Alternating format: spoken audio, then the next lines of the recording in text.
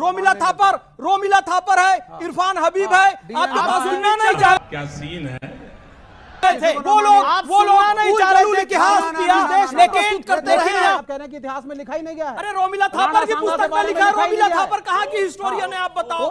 रोमिला थापर की पुस्तक में लिखा है। बात तो सही है। ओके, गिरी हजरत को पोता नहीं था, चंद्र पोता था, अशोक का पोता था जी, अशोक का पोता। कहाँ लिखा? अरे ये अभी बता दे भाई, अभी बता दे। अभी बताता हूँ सब बता 5 BC में, यानी अशोक के 90 साल बाद जी, ये अशोक के 90 साल बाद होने में मेरी हजरत की बात मैंने की, मेरी बात सुनो, मेरे पूरे भाई बात सुनो ना। अशोक का अवदान में उल्लेख है, अशोक की ऑटोबायोग्राफी में पुष्यमित्र शुंग आ कैसे गया। नमस्कार दोस्तों, स्वागत है आपके YouTube चैनल द युवा डिबेट में। तो आज का डिबेट तो बहुत ही ज़ोरदार होने वाला है। तो इसमें से दोस्तों हम लोग को एक तरफ देखने को मिल जाएंगे मौलाना, वहीं दूसरे दोस्तों हम लोग को देखने को मिलेंगे लेफ्ट के नेता विवेक श्रीवास्तव उर्फ जयचंद। तो देखो दोस्तों किस तरह आज के डिबेट में मौलाना ने जयचंद का जमकर कुटाई कर देते हैं। तो ये डिबेट दोस्तों काफ़ी ज़्यादा ज़ोरदार होने वाला है। तो आपसे अनुरोध है दोस्तों, ये डिबेट में आप अंत तक जरूर बने रहिएगा। और अगर गाइस ये डिबेट आपको पसंद आए तो प्लीज़ गाइस वीडियो को फटाफट लाइक, हमारे चैनल को सब्सक्राइब करना ना भूलिए। तो चलिए देखते हैं। 800 साल राज किया, मुगल इतने खराब तो नहीं थे। बिस्मिल्लाहिर्रहमानिर्रहीम, रब्बि इश्रह ली सदरी व यस्सिर ली अमरी वहलुल उक़दतन मिन लिसानी यफ़क़हू क़ौली। अस्सलाम वालेकुम रहमतुल्लाहि व बरकातहू। जय श्री राम, भारत माता की जय। देखिए, यहाँ पर 4 प्रकार की विचारधारा है। जब बीजिंग में बारिश होती है तो दिल्ली में छतरी लेकर घूमते हैं। दूसरी विचारधारा है, मेरी गर्दन पर छुरी भी रख दो तो मैं भारत माता की जय नहीं कहूँगा। तीसरी विचारधारा है जो राम भक्तों पर गोलियां चलवाती है। और चौथी यानी कि सबसे मजबूत विचारधारा अखंड भारत की यहाँ पर मौजूद है। और पहले ही कहा कि लेफ्ट के हिस्टोरियन ने बहुत छुपाने का प्रयास किया, फिर भी इरफान हबीब को यह कहना पड़ा प्रत्यक्ष रूप से, मंगोल कभी नहाते नहीं थे, क्रूर दरिंदे थे। हजरत अमीर खुसरो के जरिए से लिखा है, और उन्हीं की वंशावली है कि जब वो किसी को मारते थे तो पहले खून पीते थे। उन्हीं की वंशावली मुगल कहलाई। उन्हीं इरफान हबीब ने लिखा है, इरफान हबीब ने लिखा है।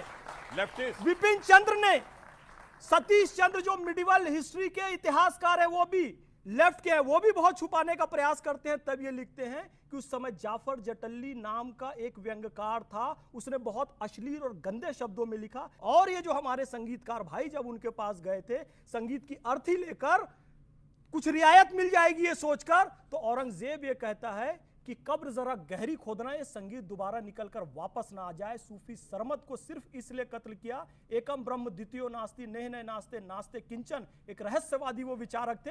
आज भी सूफी सरमद की दरगाह जामा मस्जिद की सीढ़ियों पर है, आप जाकर देख सकते हैं। अपने भाई को नग्न करके पूरी दिल्ली की सड़कों में घुमाया, नंगे हाथी पर बैठाकर दिल्ली की सड़कों में घुमाया दारा शिकोह को, क्योंकि वो उपनिषद को मानने वाला था और उपनिषद का फारसी अनुवाद किया था और भारत में सबको लेकर चलना चाहता था। खुद मसीर आलमगीरी में यह बात लिखी हुई है कि काशी विश्वनाथ का मंदिर उसने तोड़ा। मथुरा में कहां से चिराग की रोशनी आ रही है, दिल्ली आगरा तक पहुंच रही है, तो जाकर उसे तोड़ा। ये सारी बातें इतिहास में दर्ज है कि 4 साहबजादों को उसने दीवारों पे चुनवाया। ये शीशगंज गुरुद्वारा क्या है, वहां पर गुरु तेग बहादुर जी का शीश कत्ल किया गया। ये औरंगजेब की क्रूरता के प्रमाण हैं और प्रमाण लिखे हुए हैं। और ये जो बातें कह रहे हैं बार बार, इस बात का कोई प्रमाण नहीं मिलता है। रोमिला थापर है, इरफान हबीब है, आपके पास सुनना नहीं चाह रहे थे वो लोग नहीं चाह रहे थे इतिहास किया, लेकिन करते रहे हुआ है। ओके, मैं एक सेकंड विवेक, क्योंकि अजात शत्रु और के बारे में आप कह रहे हैं कि इतिहास में लिखा ही नहीं गया है। अरे रोमिला थापर की पुस्तक में लिखा है। रोमिला थापर कहाँ की हिस्टोरियन है आप बताओ। रोमिला थापर की पुस्तक में लिखा है। विवेक शांत। ओके, आप फैज खान साहब आप भी शांत। मैं रुक करता हूं, मैं जुनैद हैरिस का रुक करता हूं और फिर ऑडियंस से सवाल लेता हूं। जुनैद हैरिस, देश का मुसलमान अपने आप को मुगल से क्यों जोड़ने का प्रयास नेता करते हैं? मुसलमान नहीं करता, देश का नेतागण करते हैं और कई मुस्लिम स्कॉलर करवाना चाहते हैं। उनकी दुकान इससे चलती रहे, मेरा स्ट्रेट पॉइंट है। मैं नहीं जानता हूं आप तो इसी वजह से वक्फ के खिलाफ वो भड़काते हैं। मैं नहीं जानता हूं कि आपके पास सोर्स क्या है ये सब कुछ कहने का, लेकिन जो मैं कह रहा हूं उसका वो बिल्कुल सोर्स क्या बयान है, लंबे चौड़े जीता जागता सबूत कुछ देना चाह रहा हूं। राशिद अलवी, कांग्रेस के नेता, सपा के नेता अबू आजमी साहब, आप बताइए सोर्स। आपने पूछा, आपने मुझे सोर्स नहीं बताया। ओवैसी, ये सोर्स बताया मैंने आपको। मैं बोल लूं? बिल्कुल सर। मैं ये जानता हूं कि जिस वक्त ये मुल्क आजाद हो रहा था और नफरत की बुनियाद पर, मजहब की बुनियाद पर मुल्क को अलग भी करने की डिमांड हो रही थी, तो उस वक्त के जो रिलीजियस लीडर्स थे हमारे, मजहबी जो रहनुमा थे, जिन पर हिंदुस्तान के दुनिया की सबसे बड़ी दूसरी आबादी ने लब्बैक कहा था, मैं मौलाना आज़ाद की बात कह रहा हूँ, उन्होंने ये कहा था कि अगर हिंदू और मुसलमान अलग अलग कर दिए जाएं और फिर हमें आज़ादी मिले तो हमें वो आज़ादी भी नहीं चाहिए। हम ये जानते हैं कि हमारा अगर कोई आइडियल हो सकता है तो हम सियासी तौर पर आपको बात कर ही रहे हैं, सियासी रहनुमा की हमने बात की है मौलाना आज़ाद की। हम ये बात कर रहे हैं कि प्रैक्टिकली उस्मान ब्रिगेडियर ने पाकिस्तान का सबसे बड़ा ओहदा आर्मी का उनको देने की ऑफर हुई और उन्होंने हिंदुस्तान में रहना सिर्फ कबूल नहीं किया, अपनी जान की कुर्बानी दी। वीर अब्दुल हमीद ने अपनी जान की कुर्बानी दी। एपीजे अब्दुल कलाम आपके सामने हैं, ये हमारे हीरो हैं। हम नहीं जानते हैं कि मुगल कौन और इससे पहले राजाओं की परंपरा क्या है, ये एक बात जरूर जानते हैं, वो जरूर सुनिए। उनका अत्याचार तो जानते होंगे, वो भी भूल गए। मैं क्या जानता हूं और क्या नहीं जानता हूं वो मैं बता दे रहा हूं आपको। मैं पूरे अपने भारत के संस्कृति के हवाले से, मैं वैदिक पीरियड से मैं बात कर रहा हूं। वहां से जब हमारी बात आगे बढ़ती है तो हम अखंड भारत का स्वरूप देखते हैं तो अशोका के हवाले से देखते हैं।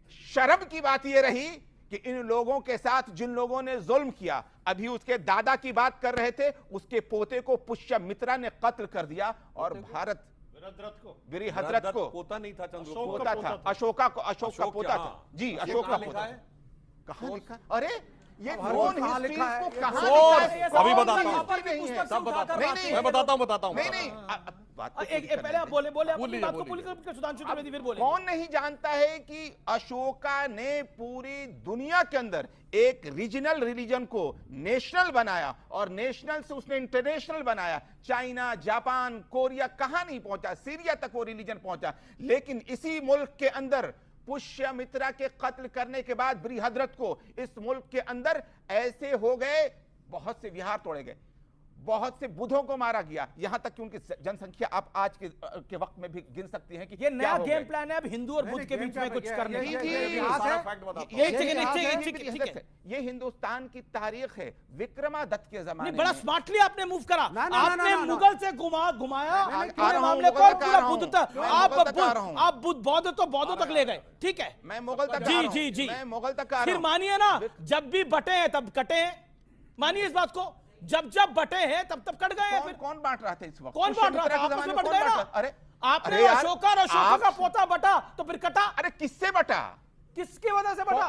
किसके? मुसलमान आए ही नहीं थे। ओके, अरे किससे बटा? अभी मुसलमान भारत में आए ही नहीं थे, प्रॉफेट मोहम्मद तक पैदा नहीं हुए थे। एक सेकंड। अरे भाई 270 कब्ल मसीह जो है बीसी में अशोका हो रहा है। और शिवाजी, जब शिवाजी और जयसिंह में बहुत अच्छी बात इन्होंने कही, यहीं से मैं बताता हूं। अच्छा, अब आगे आइए। इनके मुंह से क्या निकला? अब मैंने सोर्स क्यों पूछा था। पुष्यमित्र के बारे में जो बातें बोली जाती हैं, वो किताब का नाम है अशोकावदान, जो अशोक की ऑटोबायोग्राफी मानी जाती है। अशोक हुए 273 बीसी में और पुष्यमित्र हुआ 185 बीसी में, यानी अशोक के 90 साल बाद। जी, ये अशोक के 90 साल बाद होने में अशोक की बात मैंने की है। मेरी बात सुनो, मेरे पूरे भाई बात सुनो ना। अशोकावदान में उल्लेख है, अशोक की ऑटोबायोग्राफी में पुष्यमित्र चुंगा कैसे गया?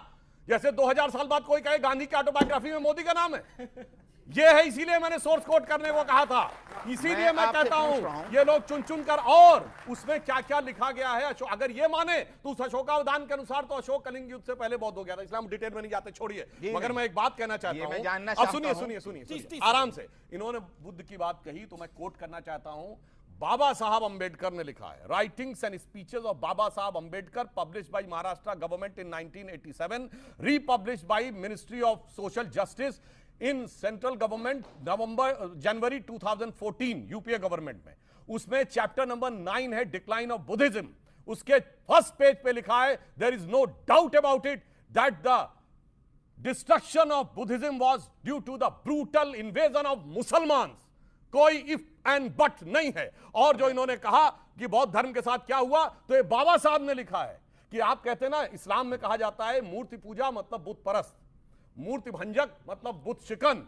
बाबा साहब ने लिखा है कि जब वहां से इस्लाम निकला तो आज का जो Syria, Iraq, Afghanistan, Kazakhstan, Kyrgyzstan, सब जगह भगवान बुद्ध की मूर्तियां थी और उनके लिए मूर्ति का मतलब बुद्ध हो गया। ये बुद्ध शब्द बुद्ध शब्द का अपभ्रंश है, ये बाबा साहब अंबेडकर ने अपनी किताब में लिखा हुआ है, इसलिए कोई इफ एंड बट नहीं रह जाता। और आज सुनिए, बाकी छोड़ दीजिए, भगवान बुद्ध की अभी सबसे बड़ी मूर्ति थी, दुनिया की सबसे बड़ी प्रतिमा 2001 अफगानिस्तान में बामियान में, किसी को परेशान कर रही थी क्या? तोप लगा के किसने उड़ाया? जालिमों ने, तालिबान ने या हिंदुओं ने? यही मैं कह रहा हूं इतिहास। आशा करते दोस्तों ये वीडियो आपको पसंद आया। अगर दोस्तों ये डिबेट आपको पसंद है तो प्लीज़ गाइस वीडियो को फटाफट लाइक और हमारे चैनल को सब्सक्राइब करना ना भूलिए। तो मिलते हैं फिर नेक्स्ट वीडियो।